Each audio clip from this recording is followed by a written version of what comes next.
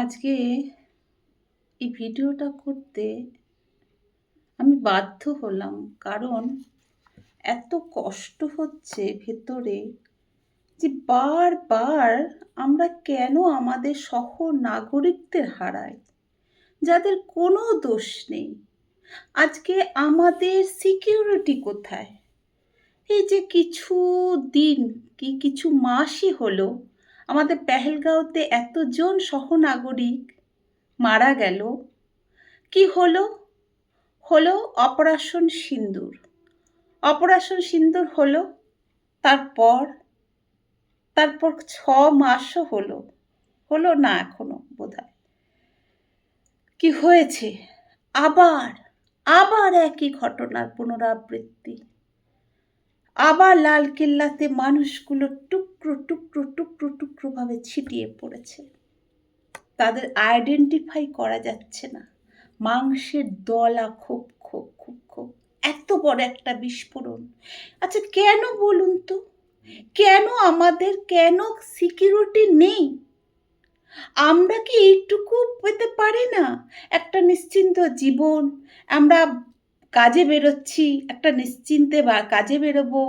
আমরা কোথাও বেড়াতে যাচ্ছি, ওখানে নিশ্চিন্তে একটা আমরা আনন্দ করব। কিছু দিনের তো ব্যাপার হয়। আর যারা হারালো তারা তো কোনোদিন আর তাদের ফিরেই পাবে না। তারা কে ছিল? আমাদেরই সহনাগরিক ছিল, তাই না? আজকে আমার আপনার হয়নি বলে যন্ত্রণা হচ্ছে না? হবে।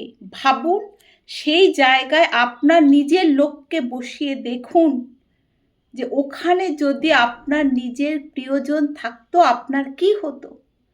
তাহলে আমার বক্তব্য হলো, অপারেশন সিঁদুর হলো, সবাই আমরা ভেবে নিলাম যে এবার আমরা সিকিওর। কিন্তু হলাম কি? আবার ফরিদাবাদ দেখিয়ে দিল যে না, লালকেল্লা থেকে কত দূরে ঘটনাটা ঘটেছে। এত একটা ইম্পর্টেন্ট জায়গায় কি করে ধামাকা হলো? এখন আপডেটে কি দেখাচ্ছে, আপনি যদি দেখেন গুগল আপডেটে, যে ফরিদাবাদের ওই বিশ্ববিদ্যালয়ের সাথে কোনো যোগাযোগ নেই, কারণ স্টেথোস্কোপের আড়ালেই ছিল। তাহলে যদি সেখানে এখন নেই, তাহলে করছে কারা? আজকে অপারেশন সিঁদুর হবার পরও পাকিস্তান কেন ভয় পেল না? কেন ভয় পাচ্ছে না? আপনারা তো খুব বলেন, অনেকেই আমাকে বলেন কূটনৈতিক বিষয়ে উনি সব থেকে সেরা, সেটা বোঝার নাকি আমার ক্ষমতা নেই। আমার কূটনৈতিক বিষয়ে বোঝবার ক্ষমতা নেই, কিন্তু আমার এটুকু তো ক্ষমতা আছে যে কূটনৈতিক বিষয়ে যদি সাফল্য লাভ করি, তাহলে বিভিন্ন আশেপাশের দেশগুলো আমার হয়ে লড়বে, আমার হয়ে কথা বলবে। কটা দেশ আছে আমার হয়ে কথা বলার? আর যদি থাকতো, তবে পাকিস্তানকে এখনো মানচিত্র থেকে কেন সরিয়ে দেওয়া হচ্ছে না? কেন পাকিস্তান এখনো মজুদ আমাদের ম্যাপে? তার মানে কূটনৈতিক বিষয়েও আমরা এগোতে পারিনি। অপারেশন সিঁদুরের পরে অনেক বড় বড় কথা, এই সেই খুব প্রচার হলো। হওয়ার পরে কি হলো? তাহলে প্রচারটাই হচ্ছে আমাদের দেশের মেন উদ্দেশ্য। যে এত বড় একটা ঘটনা হওয়ার পরে যে সব সময় দিল্লির মতো একটা জায়গা সব সময় সিকিউর থাকবে, সেইটুকুই যখন হলো না, তাহলে এই আশপাশ এলাকায় হবে, এটা তো কোনো ব্যাপারই না। তারা এতই সাহস পেয়ে গেছে। কে দিচ্ছে তাদেরকে এত সাহস? খুঁজে বার করুক। আজকে এত খারাপ লাগছে শুনে, আপনারা ভাবতে পারবেন না চেনা জানা মানুষগুলো, যারা নিজের লোক হারিয়েছে, তাদের যন্ত্রণা কতটা। কেন আমরা বারবার এই যন্ত্রণা বুকে নেব বলতে পারেন? কিসের জন্য? আমরা প্রত্যেকবার চাই সরকার আসুক, সরকার শুধু আমাদের একটা নিশ্চিন্ত জীবন দিক। এটাই তো আমাদের সব সরকার কাছ থেকে চাওয়া। আর তো কিচ্ছু চাওয়ার নেই। তাহলে সেইটুকুও যখন সরকার দিতে পারছেন না, তাহলে সরকার কেন দিতে পারছেন না? তাকে জবাবদিহি করা উচিত যে আমি অসমর্থ, আমি পারছি না। কিন্তু সেই জবাবও দেবে না। অপারেশন সিঁদুর একবার হয়েছে, আবার হবে, আবার হলে আবার হবে, হোক, আমি বলছি 10 বার হোক, কিন্তু সেটাও তো শেষবারের মতো হোক, যে এইবার ভারতবর্ষ শান্তিতে থাকবে, এবার পশ্চিমবঙ্গ শান্তিতে থাকবে। আমরা সব কিছু করে বন্ধ করে দিয়েছি। কোথায় দিচ্ছেন আপনারা?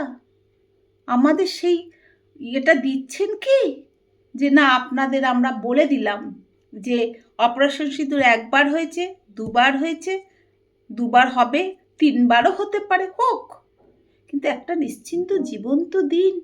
বারবার এই সহ নাগরিকগুলোকে হারিয়ে কেন আমরা যন্ত্রণা নেব বলুন তো? তারা তো আমাদেরই ভাই, আমাদেরই বোন, আমাদেরই দাদা, আমাদেরই নাগরিক। আজকে আমি কথাগুলো বলছি, আমাকে কেউ দাগিয়ে দেবে, আপনি ওই দলের হয়ে কথা বলছেন, আপনি ওইভাবে কথা বলছেন। এই দেশটা এমন হয়েছে রাজনীতি, যদি কোনো সত্য কথাও আমি বলতে যাই তাহলেও আমাকে দাগিয়ে দেবে, আমার ফেসবুক অ্যাকাউন্ট বন্ধ করে দেবে। কেন? সত্য কথা বললে কেন বন্ধ করে দেওয়া হয়? সত্য তো একদিন জাগবেই, আজ না হয় কাল। আগে কি হয়েছিল? আগে পাকিস্তান কি করত?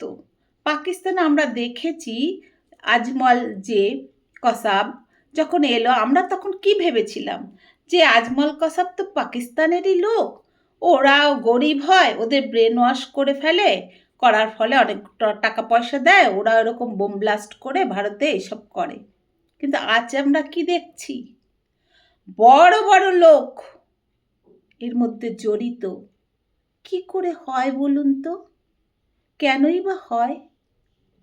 একবার ভেবে দেখবেন, ভাবুন, ভাবা প্র্যাকটিস করুন। নমস্কার, শুভরাত্রি, সকলের মঙ্গল হোক, সকলে সুস্থ থাকুন এই কামনা করি। আর অবশ্যই আমার চ্যানেলটা ভালো লাগলে সাবস্ক্রাইব করবেন, লাইক কমেন্ট করবেন, যাতে আমি যখন নেক্সট ভিডিও আপলোড করব আপনার কাছে ইনফরমেশন যাক। নমস্কার।